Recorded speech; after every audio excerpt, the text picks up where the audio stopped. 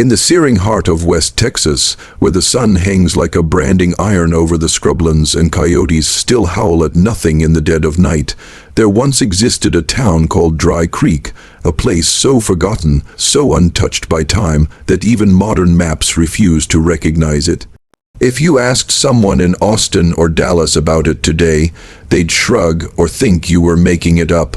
But to the old folk, to those whose roots run deep in the soil of history, Dry Creek was all too real. Settled in the 1850s by a handful of Christian families fleeing the chaos of post-war Georgia, Dry Creek was built on hard work, faith, and the kind of isolation only the desperate could endure. There were no railroads, no official post office, and certainly no telegraph wires. News came months late, sometimes never at all, and in that vacuum of progress, Dry Creek became something different, a community frozen in moral code, biblical rhythm, and eerie stillness. Houses were built with hand-cut timber, their foundations dug deep into the unforgiving limestone. The streets were made of packed red earth, and during dry seasons, dust blew so thick it covered everything like ash. There was one general store, one small chapel, and a schoolhouse no larger than a stable. People didn't come to Dry Creek looking for opportunity. They came to disappear, to escape death, shame, or sin. That's what made it dangerous, but also sacred. The spiritual lifeblood of the town was its unwavering belief in divine order. Sundays were strictly for the Lord. Women wore long linen dresses and kept their heads covered. Men rose before dawn, worked until dark, and never missed a sunrise prayer. Children memorized proverbs before they could read novels. Even the dogs in Dry Creek seemed to bow their heads before meals. But of all the families that called Dry Creek home, none were more respected or more feared than the Latham family. Abraham Latham was a man of iron. His back bent like a sickle from years of farming, his hands calloused into stone, and his eyes always scanning the horizon like he saw something the rest couldn't. He came west with his wife Margaret and never looked back. Rumors followed them from Georgia that Abraham had once been a preacher who gave up his pulpit after a vision, or that Margaret descended from a line of mystics who could interpret dreams. No one ever confirmed these stories, and no one had the courage to ask. What they did know was this: Abraham and Margaret had 7 sons, born a year apart, each one larger and quieter than the last. Thomas, Isaiah, Nathaniel, Silas, James, Peter, and Elijah, names straight out of the Bible, and they lived like they came straight out of Scripture. From a young age, the Latham boys didn't play with other children. They worked. They read Scripture aloud each morning as their mother stirred grits on the wood, burning stove. They ate the same meal every Sabbath. They wore the same style of clothes, plain white shirts, brown pants, no shoes in the summer, and they never ever got sick. While cholera and scarlet fever ravaged nearby settlements, the Latham house stood untouched. Not a cough, not a sneeze. The town doctor said it was because Margaret grew her own herbs, but others weren't so sure. Old man Horace, the blacksmith, once claimed he saw the boys walking the fields barefoot during a lightning storm, completely calm as thunder cracked above them. A month later, Horace left town without a word. His shop was found abandoned, the fire in his forge still burning. As the boys grew older, the whispers got louder. Some said they were blessed, others said they were cursed. But no one dared confront them. The Lathams paid their tithes, helped build the new chapel roof, and gave generously during droughts. They were model citizens, with a shadow of something ancient hanging over them. By the spring of 1885, Dry Creek had grown suspiciously quiet. New families stopped moving in. Old ones drifted out without explanation. A strange hush had fallen over the town, like the ground itself was holding its breath. And then, without warning, the fire came, and with it, the beginning of a mystery that would bury Dry Creek in silence forever. But before the flames, before the vanishing, before science turned its back on the truth, it all began here. In this dust-covered town that time forgot, in a place called Dry Creek. It was the kind of summer where even the wind felt like it came from the mouth of a furnace. In August of 1885, Dry Creek had gone 112 days without a drop of rain. The earth cracked under your feet, the well water tasted like metal, and the livestock cried at night, their ribs showing through sunburned skin. Even the insects had stopped humming. That's how dry it was. That's how broken the land had become. Then the wind changed. It started as a flicker of smoke on the southern ridge. Someone said it was lightning that struck a patch of cedar. Others believed it was a careless match thrown by a traveler. Whatever the cause, by the time the sun began to dip behind the hills, the flames had already eaten up the neighboring valley. At first, the people of Dry Creek stood on their porches and watched. They'd seen wildfires before. But this one was different. It wasn't fast. It was methodical, as though it had a mind. It crept down into the plains, crawling like a predator, licking the edges of everything it touched and swallowing it whole. By nightfall, it was chaos. Men were shouting. Horses screamed. Mothers clutched their babies and ran into the hills. Buckets of water were tossed in vain. Flames leapt 30 feet into the air. The town's chapel, built with love and painted by hand, burned to the ground in minutes. Ash rained from the sky like snow, covering everything in a soft, gray death. But there was one place the fire refused to touch, the Latham homestead. As the fire surged toward the Latham's land, something inexplicable happened. The wall of flame, which had devoured entire groves and fences just moments before, halted, not slowed, not weakened, but stopped entirely, at the edge of the Latham fence line. People saw it. They testified in later years. The fire split down the middle like the Red Sea, parting perfectly around the house, the barn, the trees, even the grazing cattle. It continued roaring on both sides, moving past the property, but leaving the entire Latham estate untouched. Not a single tree was scorched, not a single animal harmed, not even the dry grass inside their land had singed. Witnesses described it as if an invisible wall had been erected around the property, a divine dome, impenetrable, untouchable, and silent.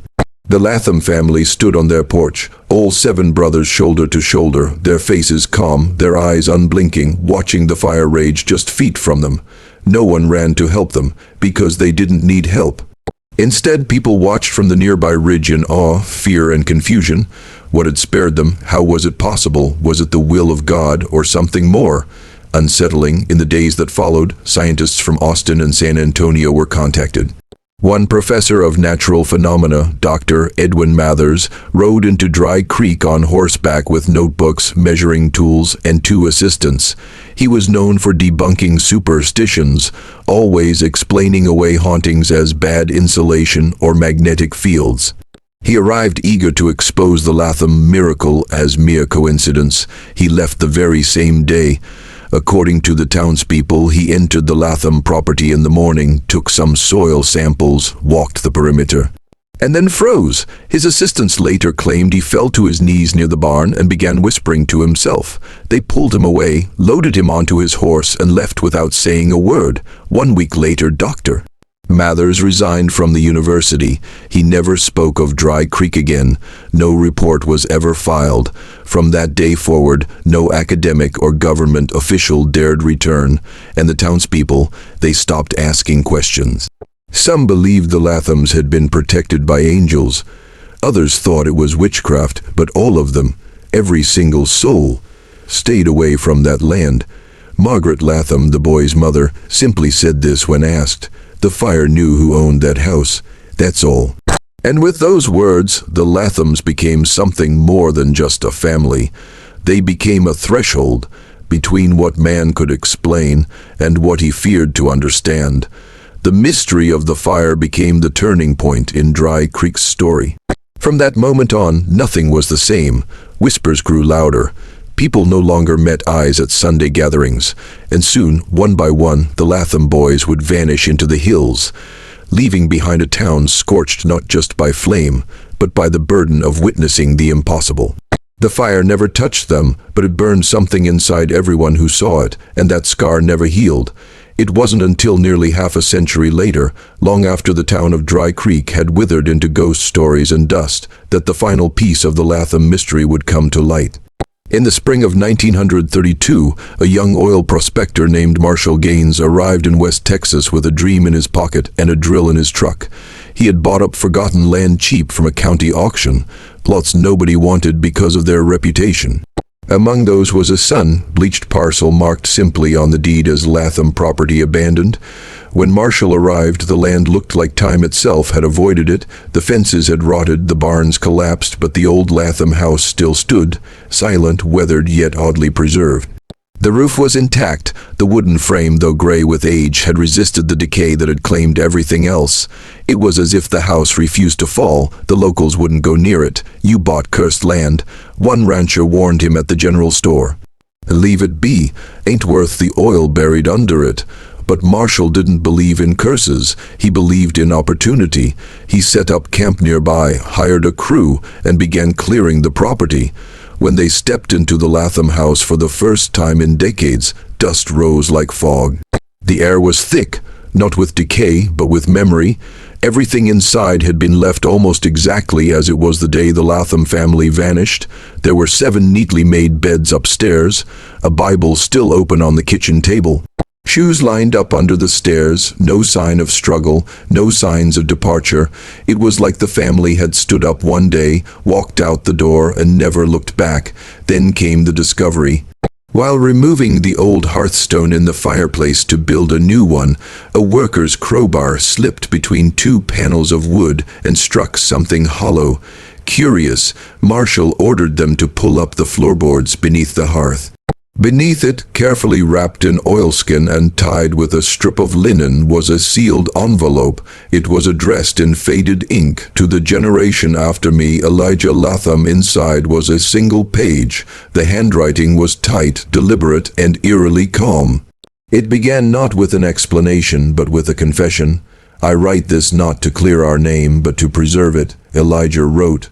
"We left because we were called, not by men, not by fear, but by something that made us feel both small and chosen."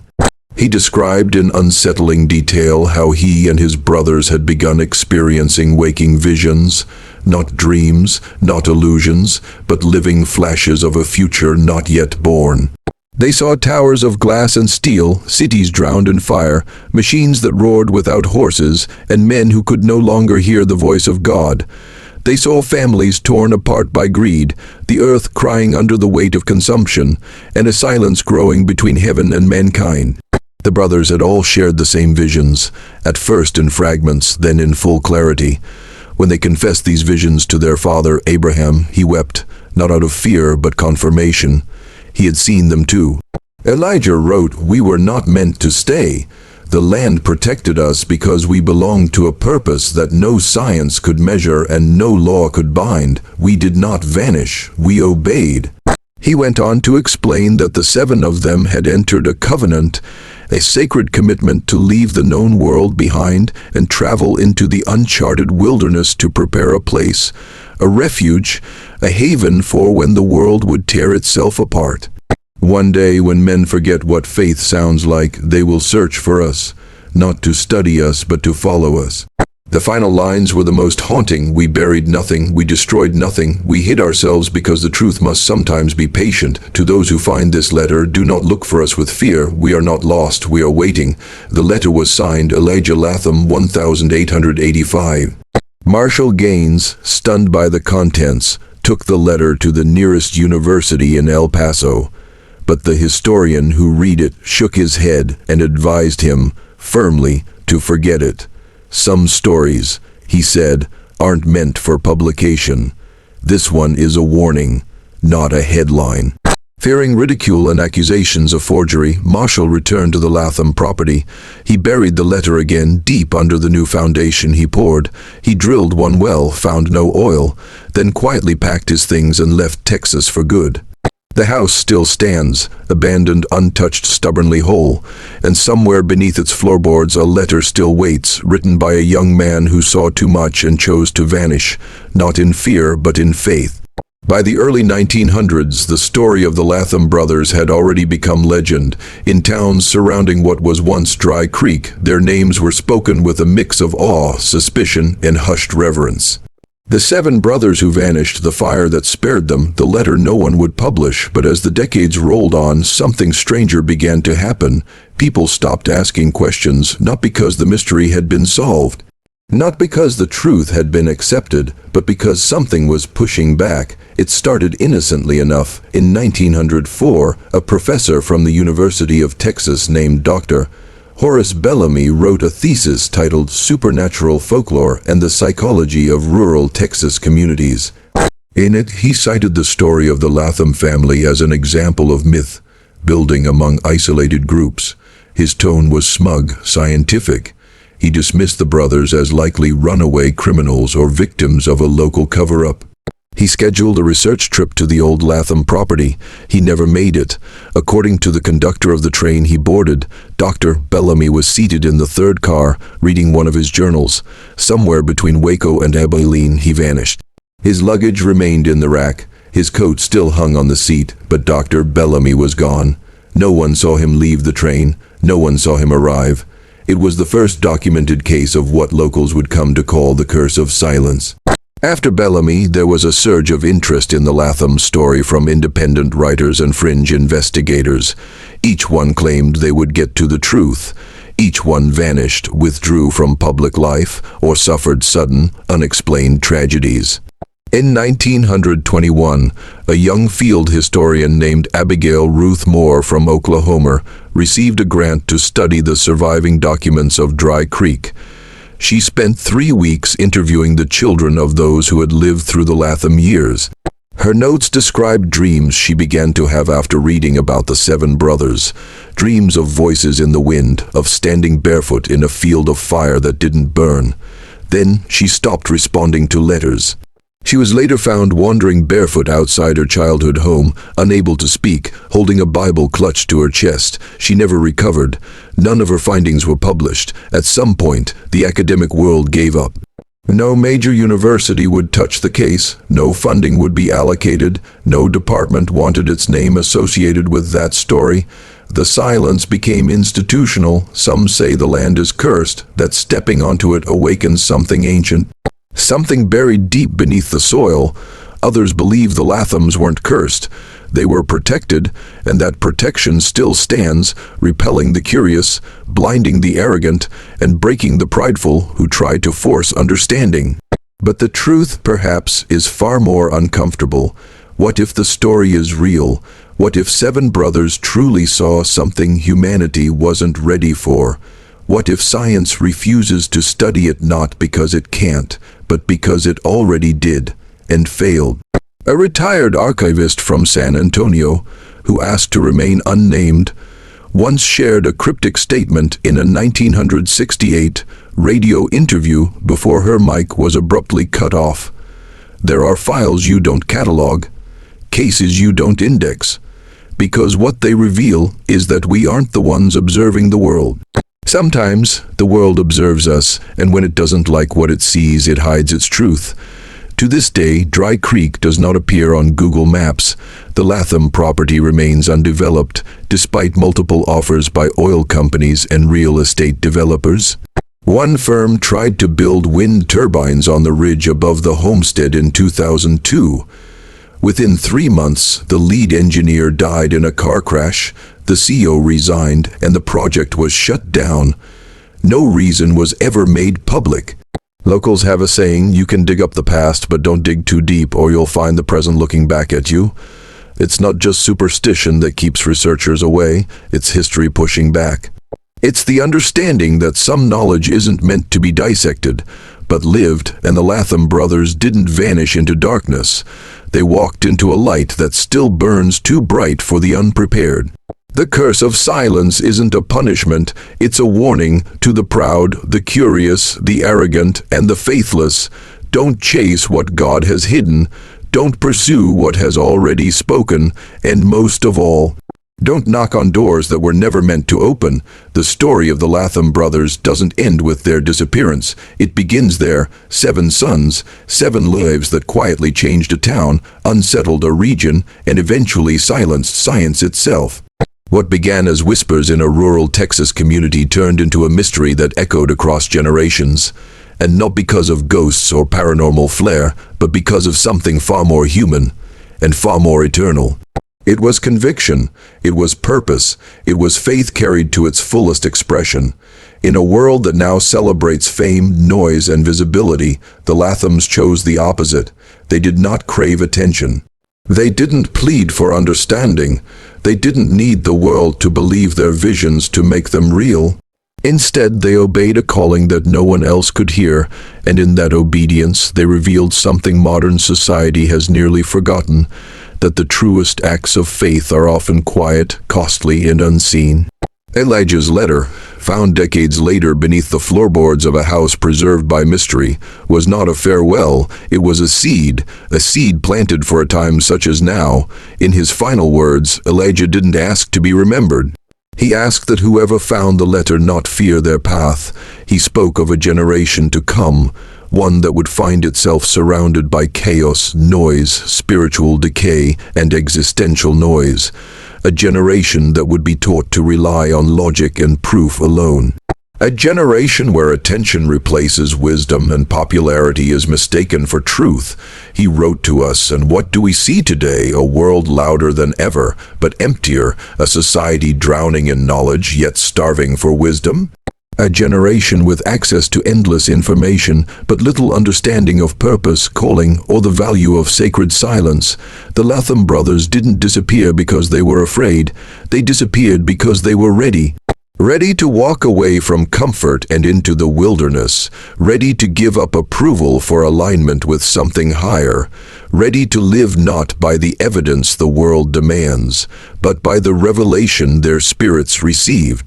And in doing so, they left behind not just an empty house or an unsolved case. They left behind a challenge to us. Are we willing to listen when God speaks, especially if no one else hears it? Are we willing to walk a path no one else is on, simply because our conscience tells us it's right? Are we willing to live lives that may never be explained, but will always be remembered? Today, people still pass the Latham property and feel a chill in the air. Some say it's haunted, others say it's sacred. But those who know the full story understand it isn't haunted by spirits. It's haunted by obedience, by the power of 7 men who let go of everything they knew, simply because a higher purpose whispered, "Go." And maybe that's what makes the Lathams so unsettling. Not their strength, not their silence, not even their disappearance, but the fact that they did what we all know we're supposed to do, but so few of us ever will. They let go of needing to be understood. They let go of needing validation. They trusted a vision no one else could see, and they followed it into the unknown together in faith. That's the legacy, not supernatural immunity. Not divine mystery, but a lesson we desperately need to remember today, that obedience is often lonely, that purpose will sometimes isolate you, that truth will not always come with applause, but it will come with peace. So what do the Latham brothers teach us? They teach us that when the world burns, the obedient won't be consumed, that when fear grips a community, the faithful will stand tall, that when history tries to erase what it cannot explain, God preserves what he intends to reveal on his time, not ours. Their story may never be part of school textbooks or scientific journals, but maybe it was never meant to be. Maybe the story of the Lathams wasn't written for the crowd. Maybe it was written for the remnant, those few souls who still wonder if it's possible to live with unshakable purpose in a world built on compromise. If you're reading this, maybe you are one of them. Maybe you're not meant to understand the Lathams. Maybe you're meant to become one.